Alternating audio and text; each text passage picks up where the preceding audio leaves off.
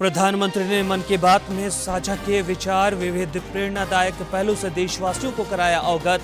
कहा, जनगणना में शामिल होना हम सभी की जिम्मेवारी। वित्त और सहकारिता सेवा के पदाधिकारियों ने विधानसभा का किया शैक्षणिक भ्रमण। विधानसभा अध्यक्ष ने कहा, प्रशासनिक कार्यों में संतुलन, संवाद और शिष्टाचार जरूरी। हजारीबाग के दनुआ घाटी में भीषण सड़क हादसा, अनियंत्रित कार 30 फीट गहरी खाई में गिरी। बीसीसीएल कर्मी समेत परिवार के 5 लोगों की मौत।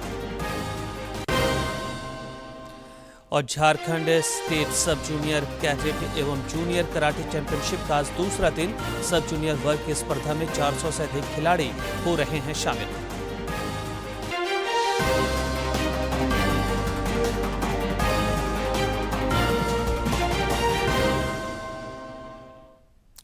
नमस्कार, खबरें झारखंड में आपका स्वागत है। मैं हूं रियाज आलम और अब समाचार विस्तार से। प्रधानमंत्री नरेंद्र मोदी ने आज आकाशवाणी पर मन की बात कार्यक्रम में विविध विषयों पर अपने विचार साझा किए। कार्यक्रम के 133वीं कड़ी में पर्यावरण संरक्षण, खेल समेत कई समसामयिक गतिविधियों की चर्चा की गई। प्रधानमंत्री ने देशवासियों को प्रेरणादायक कार्यों से भी अवगत कराया और सभी को देश के नवनिर्माण के लिए प्रेरित किया। श्री मोदी ने कहा कि भारत ने हाल ही में पवन ऊर्जा में बड़ी उपलब्धि हासिल की है। उन्होंने कहा कि अब भारत का पवन ऊर्जा जनरेशन कैपेसिटी 56 गीगावाट से अधिक हो चुका है।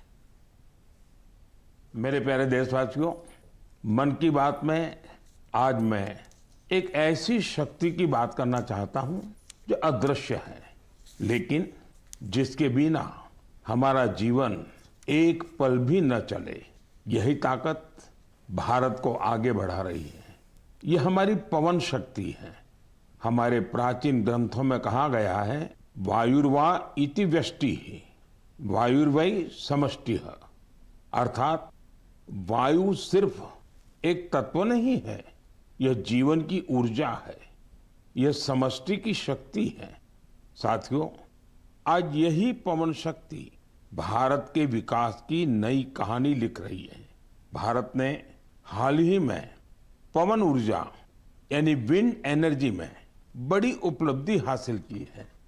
अब भारत का wind energy generation capacity 56 gigawatt से अधिक हो चुकी है।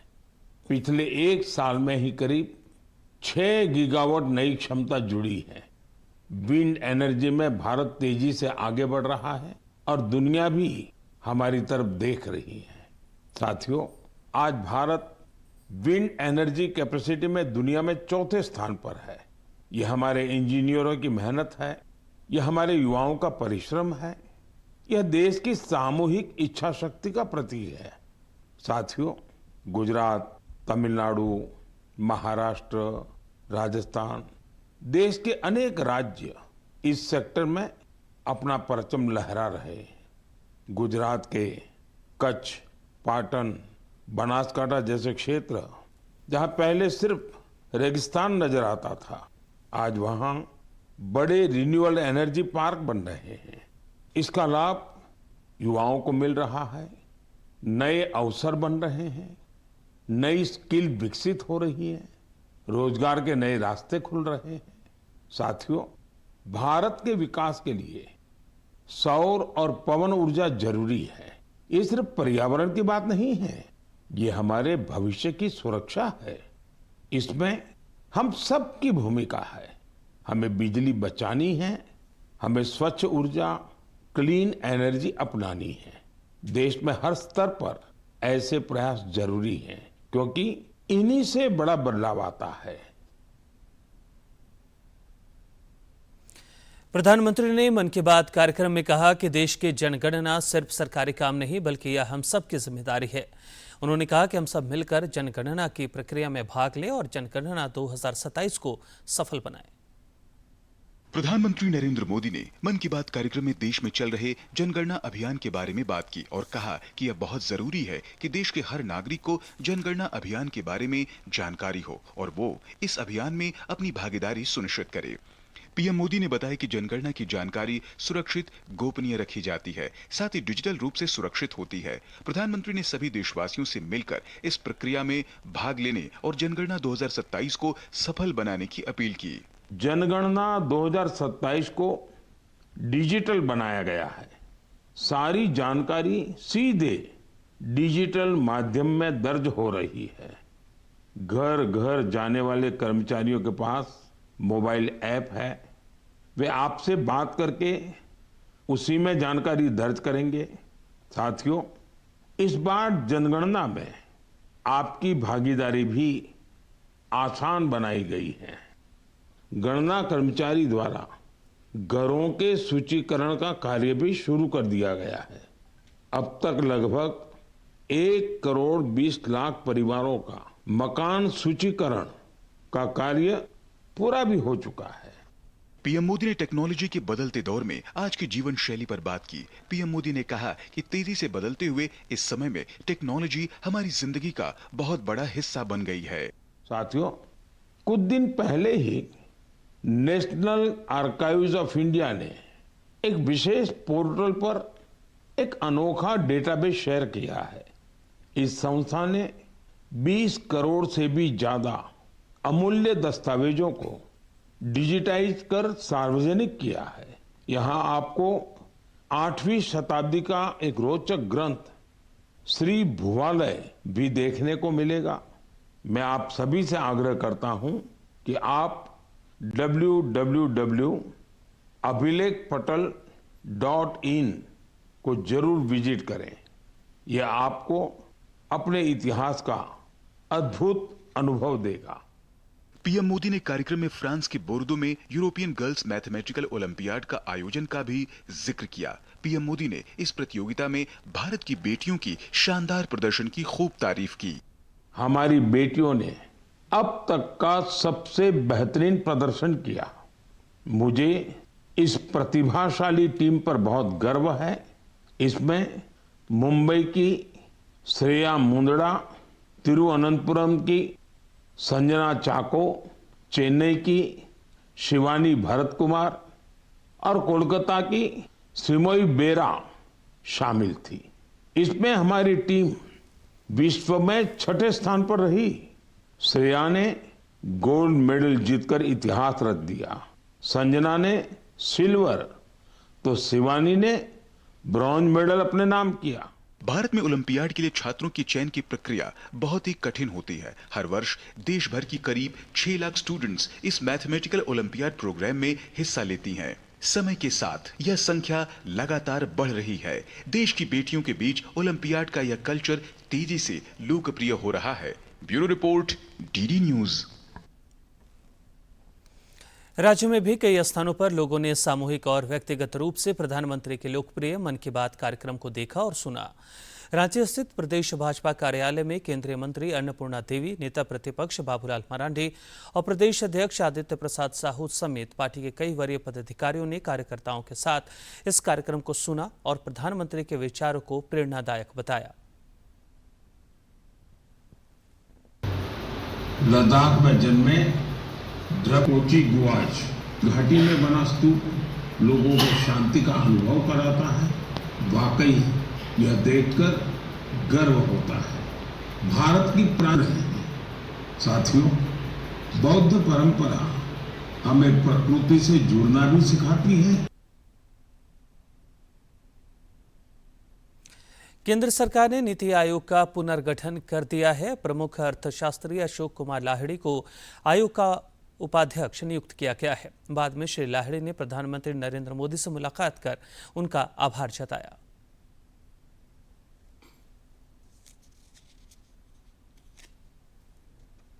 उन्होंने मेरे ऊपर ये दायभार सौंपने की सिद्धांत लिया। ये सिर्फ मेरे लिए एक स्वीकृति नहीं है, ये बंगाल की जो सांस्कृतिक और शिक्षा की जो परंपरा है और अर्थनीति, अर्थशास्त्र अर्थात इकोनॉमिक्स का जो ट्रेडिशन है उसकी भी एक रिकग्निशन है। नीति आयोग के लिए 3 जो बहुत इम्पोर्टेंट चीज़ है, एक है नीति, एक है निष्ठा और है नियत, दी मेंटल एटीट्यूड। ये 3 अगर रहेगा तो मुझे तो लगता है बहुत कुछ हम कर सकते हैं। मोदी जी कहे हैं कि 2047 तक विकसित भारत, समृद्ध भारत के सपना दिखाई है। वो करने के लिए हमें बहुत कुछ करना पड़ेगा। तो नीति आयोग में भी अब देखना है कि नीति आयोग हम कैसे सरकार की मदद कर सकते हैं, सिर्फ केंद्र सरकार की नहीं, राज्य सरकार की भी। राज्यपाल संतोष कुमार गंगवार से केंद्रीय महिला एवं बाल विकास मंत्री अन्नपूर्णा देवी ने लोक भवन में शिष्टाचार मुलाकात की। इस दौरान उन्होंने महिला एवं बाल विकास तथा पोषण से संबंधित विषयों पर विचार विमर्श किया। इधर तेलंगाना उच्च न्यायालय के मुख्य न्यायाधीश न्यायमूर्ति अपरेश कुमार सिंह ने भी लोक भवन में राज्यपाल से भेंट कर अपने बेटे के विवाह के बाद आयोजित आशीर्वाद समारोह के लिए आमंत्रित किया। वित्त और सहकारिता सेवा के पदाधिकारियों ने कल विधानसभा का शैक्षणिक भ्रमण किया। इस दौरान प्रशिक्षु अधिकारियों ने न केवल सदन की कार्यप्रणाली को करीब से देखा, बल्कि संसदीय लोकतंत्र में विधानसभा की समितियों के महत्व को भी समझा। इस अवसर पर विधानसभा अध्यक्ष रविंद्रनाथ महतो ने सभी प्रशिक्षु अधिकारियों को प्रशासनिक कार्यों में संतुलन, संवाद और शिष्टाचार बनाने की नसीहत दी। रांची स्थित आवासीय कार्यालय में पारा शिक्षकों के एक प्रतिनिधिमंडल ने कल ग्रामीण विकास मंत्री दीपिका पांडे सिंह से मुलाकात की। इस दौरान उन्होंने अपने विभिन्न मांगों, समस्याओं एवं चिंताओं से मंत्री को अवगत कराया। मौके पर श्रीमती पांडे ने उनके द्वारा उठाए गए सभी विषयों को गंभीरता से सुना और जल्द से जल्द समाधान का आश्वासन दिया। पश्चिम एशिया में बदलते हालात के मद्देनजर केंद्र सरकार ने देश भर में पेट्रोलियम उत्पादों और एलपीजी की निर्बाध उपलब्धता सुनिश्चित करने के लिए कई कदम उठाए हैं। पेट्रोलियम और प्राकृतिक गैस मंत्रालय ने कहा है कि घरेलू उपयोग के लिए एलपीजी की आपूर्ति को प्राथमिकता दी गई है और किसी भी एलपीजी वितरक केंद्र पर आपूर्ति में कमी की सूचना नहीं मिली है। पश्चिम एशिया में बदलते हालात के मद्देनजर सरकार देश में ऊर्जा आपूर्ति, समुद्री परिचालन और नागरिकों की सुरक्षा सुनिश्चित करने के लिए सक्रिय रूप से काम कर रही है। पेट्रोलियम और प्राकृतिक गैस मंत्रालय ने एलपीजी और पेट्रोल डीजल की आपूर्ति बनाए रखने के लिए कई कदम उठाए हैं। डाइवर्जन को रोकने के लिए डीएसी आधारित सिलेंडर डिलीवरी में 94.5% से अधिक की वृद्धि हुई है। सार्वजनिक क्षेत्र की ओएमसी कंपनियों ने 5 किलोग्राम FTL सिलेंडरों के लिए 8,770 से अधिक जागरूकता शिविर आयोजित किए हैं। 3 अप्रैल 2026 से अब तक 1,38,000 से अधिक 5 किलोग्राम FTL सिलेंडर बेचे जा चुके हैं। वहीं सरकार ने घरेलू LPG, PNG और CNG की 100% आपूर्ति सुनिश्चित की है। मुंबई, कोची, विशाखापत्तनम, चेन्नई और मथुरा रिफाइनरी से रासायनिक और फार्मा उद्योग के लिए 7,000 मीट्रिक टन प्रोपलीन भी बेचा गया है। हजारीबाग के चौपारण स्थित दनुआ घाटी में तेज रफ्तार ट्रक की टक्कर से एक कार अनियंत्रित होकर गहरी खाई में जा गिरी, जिससे कार में सवार 5 लोगों की मौके पर ही मौत हो गई। मृतकों में 2 पुरुष, 1 महिला और 2 छोटे बच्चे शामिल हैं। पुलिस अवर निरीक्षक रवि रंजन ने बताया कि इस दुर्घटना में कुछ लोग घायल भी हुए हैं, जिनका इलाज स्थानीय अस्पताल में चल रहा है। बताया जा रहा है कि कार बिहार की ओर जा रही थी। इसी दौरान घाटी में पीछे से आ रहे तेज रफ्तार ट्रक ने कार को जोरदार टक्कर मार दी। टक्कर इतनी भीषण थी कि कार संतुलन खो बैठी और सीधे गहरी खाई में जा गिरी। घाटी मौत का घाटी है, एक्सीडेंटल जोन है और एक्सीडेंटल जोन में इनको आना चाहिए। और जितनी भी गाड़ी चौपारण की तरफ से आती है गाड़ी, सभी को 2-3 घंटा गाड़ी खड़ा करके दनुआ घाटी को ढुलाया जाए तो घटना का कुछ रोक हो। लोहरदगा कुड़ू मुख्य मार्ग पर पलौटे के पास एक सड़क हादसे में एक ही परिवार के 5 लोग गंभीर रूप से घायल हो गए।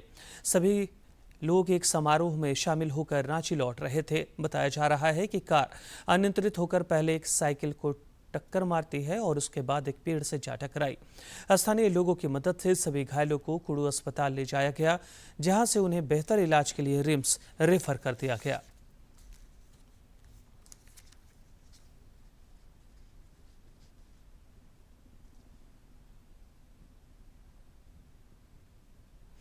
रांची के जगन्नाथपुर मंदिर में सुरक्षा प्रहरी की हत्या और दान पेटी की लूट मामले का पुलिस ने खुलासा कर लिया है। रांची के वरीय पुलिस अधीक्षक राकेश रंजन ने बताया कि नगर पुलिस अधीक्षक के नेतृत्व में SIT का गठन किया गया था और महज 2 दिनों के अंदर इस हत्याकांड और लूटकांड का खुलासा कर लिया गया है। उन्होंने बताया कि इस मामले में 3 लोगों को गिरफ्तार किया गया है और दान पेटी से चोरी रुपए की बरामदगी भी कर ली गई है।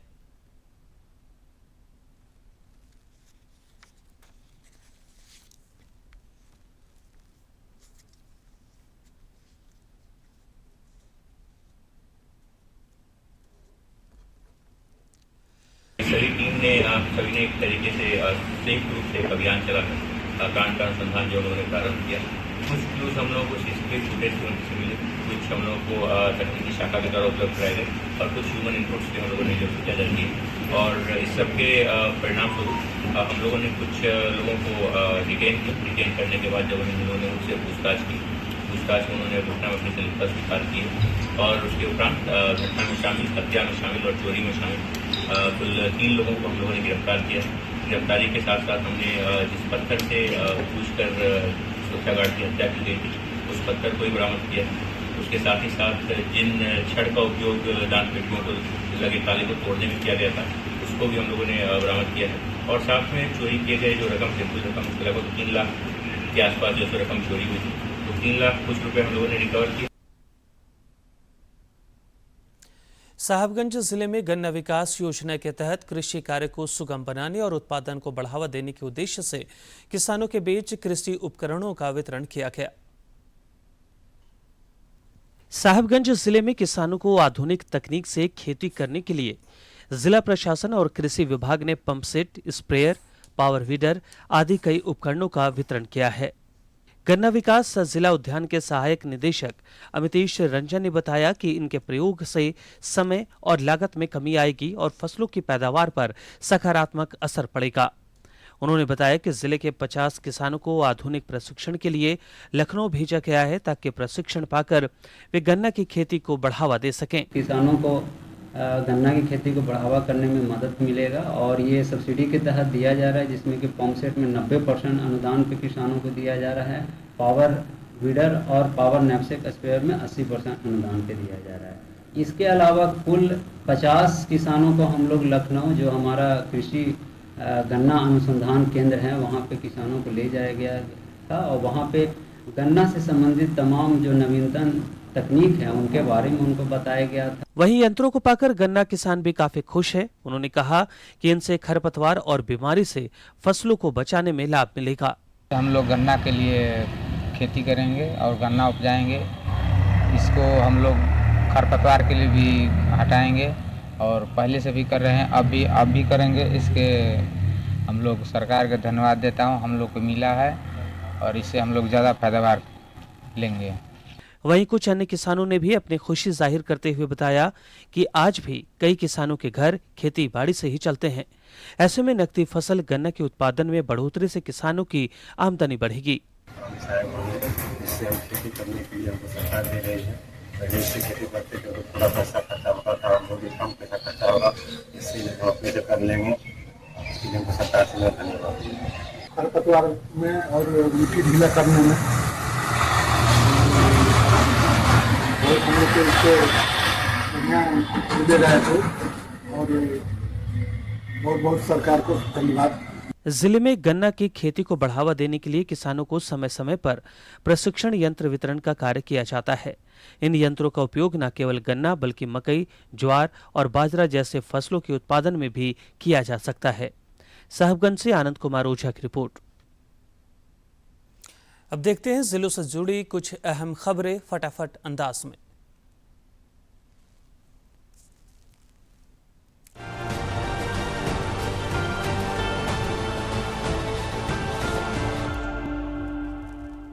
लोहरदगा उपायुक्त ने आईटीडीए, समाज कल्याण, सामाजिक सुरक्षा और बाल संरक्षण समेत कई विभागों की समीक्षा की। उन्होंने कल्याण आवासीय विद्यालयों और छात्रावासों को सुदृढ़ करने और योग्य बच्चों को स्पॉन्सरशिप और फॉस्टर केयर योजनाओं से जोड़ने के निर्देश दिए। लोहरदगा उपायुक्त ने कृषि और संबद्ध विभागों की समीक्षा की। बैठक में रिक्त पदों को शीघ्र भरने, लैंपस को सुदृढ़ करने, किसानों को केसीसी का लाभ दिलाने, पशु चिकित्सा शिविर आयोजित करने और डेयरी प्रोडक्शन यूनिट शुरू कराने के निर्देश दिए। देवघर में झारखंड लोक सेवा आयोग की पात्रता परीक्षा 2024 आज 26 अप्रैल को 32 परीक्षा केंद्रों पर आयोजित हो रही है। परीक्षा प्रथम पाली में सुबह 10 बजे से दोपहर 1 बजे तक शांतिपूर्ण और कदाचार मुक्त माहौल में संचालित की जा रही है।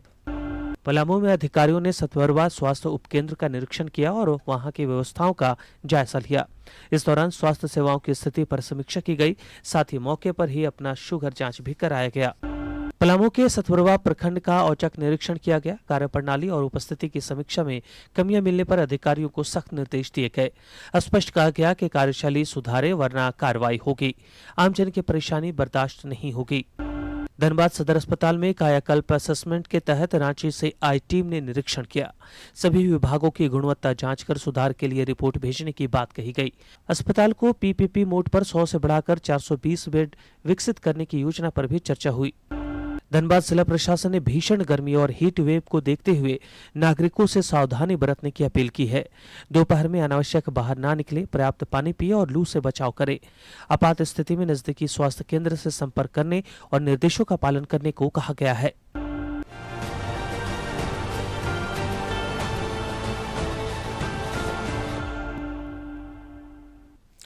राजधानी रांची, पलामू, सरायकेला, खरसावां समेत राज्य के 1.5 दर्जन से अधिक जिलों का तापमान 40 डिग्री सेल्सियस को पार कर गया है, जिससे राज्य भर में भीषण गर्मी पड़ रही है।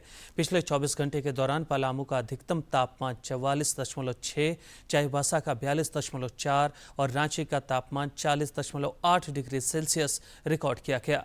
इधर मौसम विभाग ने रांची, देवघर, दुमका, गिरिडीह, पाकुड़, जामताड़ा, गोड्डा, साहबगंज, रामगढ़, गुमला, हजारीबाग, धनबाद और कोडरमा में आज से अगले 3 दिनों तक गरज के साथ बारिश होने की संभावना जताई है। इस दौरान तेज हवा, वज्रपात और ओलावृष्टि भी हो सकती है, जिसे लेकर चेतावनी जारी की गई है। रांची के खेलगांव स्थित टाना भगत इंडोर स्टेडियम में 9वीं Jharkhand state sub junior cadet एवं जूनियर कराटे चैंपियनशिप के दूसरे दिन आज सब जूनियर वर्ग की स्पर्धाओं में 400 से अधिक खिलाड़ी शामिल हो रहे हैं।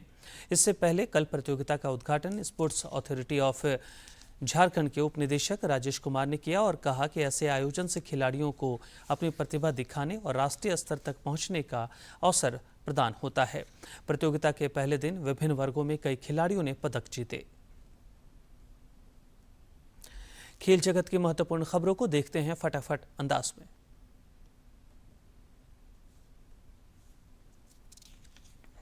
ISSF जूनियर वर्ल्ड कप में भारतीय निशानेबाजों का शानदार प्रदर्शन देखने को मिल रहा है। भारत की वंशिका चौधरी और चिराग शर्मा ने मिस्र के काहिरा में हो रहे टूर्नामेंट के 10 metre air pistol mixed team event जीतकर गोल्ड मेडल अपने नाम किया। ये टूर्नामेंट में भारत का 5वां गोल्ड मेडल है।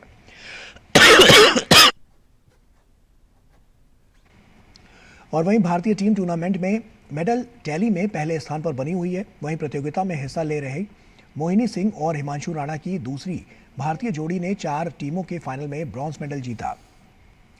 आईपीएल की बात करें तो आईपीएल में आज 2 मुकाबले खेले जाएंगे। दिन का पहला मैच चेन्नई सुपर किंग्स और गुजरात टाइटंस के बीच खेला जाएगा। चेन्नई सुपर किंग्स इस मुकाबले में लगातार 3 जीत के साथ उतर रही है, जबकि टेबल में 7वें स्थान पर मौजूद गुजरात टाइटंस को पिछले मैच में आरसीबी के हाथों हार झेलनी पड़ी थी। ऐसे में गुजरात की कोशिश जीत की पटरी पर लौटने की होगी। और वहीं आज के दूसरे मैच में लखनऊ सुपर जायंट्स और कोलकाता नाइट राइडर्स के बीच बेहद अहम मुकाबला खेला जाएगा। ये मैच शाम 7:30 पर खेला जाएगा। अंक तालिका में नीचे से पहले और दूसरे स्थान पर मौजूद दोनों टीमों के लिए ये मैच काफ़ी महत्वपूर्ण है। घरेलू मैदान पर इस सीज़न में LSG का प्रदर्शन खराब रहा है।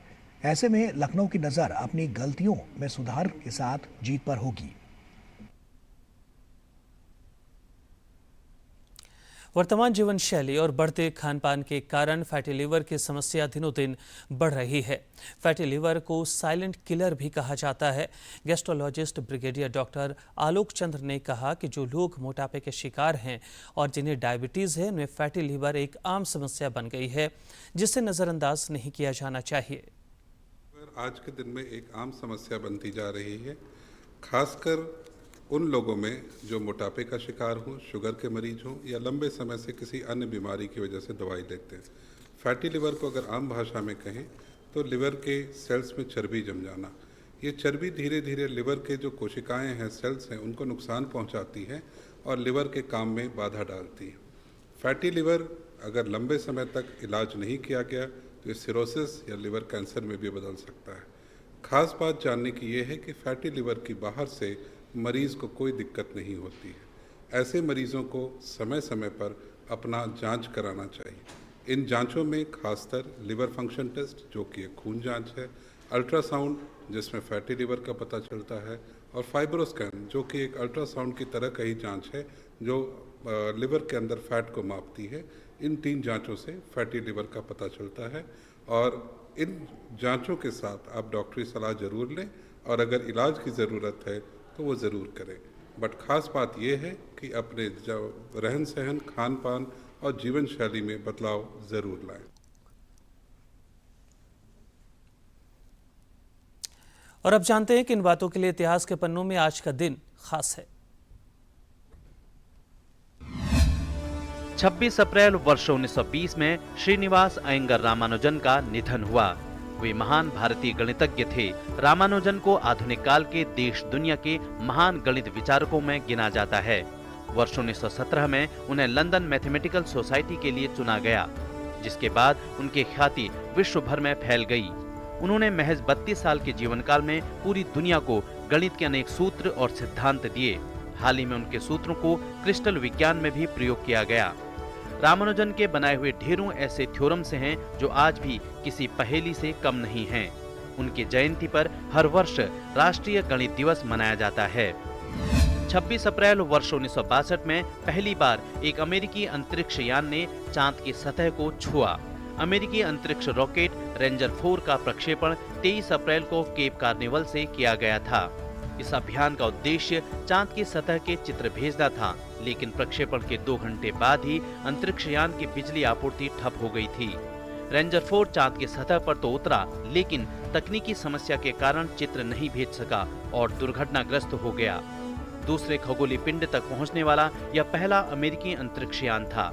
वैज्ञानिकों ने अंतरिक्ष यान में मौजूद एक छोटे से रेडियो ट्रांसमीटर पर ध्वनि तरंगें भेजकर पता लगाया कि यान चंद्रमा पर उतर चुका था।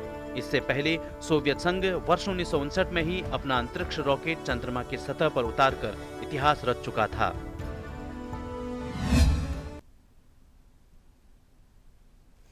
दूरदर्शन झारखंड पर पल पल की खबरों से जुड़े रहने के लिए आप हमारे social media platform x, Facebook, Instagram और यूट्यूब से जुड़ सकते हैं, क्योंकि खबरों से जितना बाखबर रहना ज़रूरी है, उससे ज़्यादा ज़रूरी है सटीक, संतुलित और निष्पक्ष समाचार।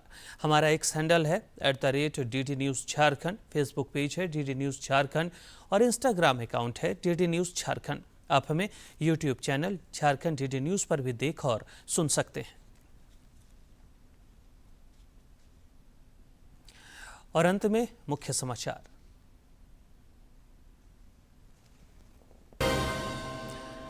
प्रधानमंत्री ने मन की बात में साझा किए विचार, विविध प्रेरणादायक पहलों से देशवासियों को कराया अवगत। कहा, जनगणना में शामिल होना हम सभी की जिम्मेदारी। वित्त और सहकारिता सेवा के पदाधिकारियों ने विधानसभा का किया शैक्षणिक भ्रमण।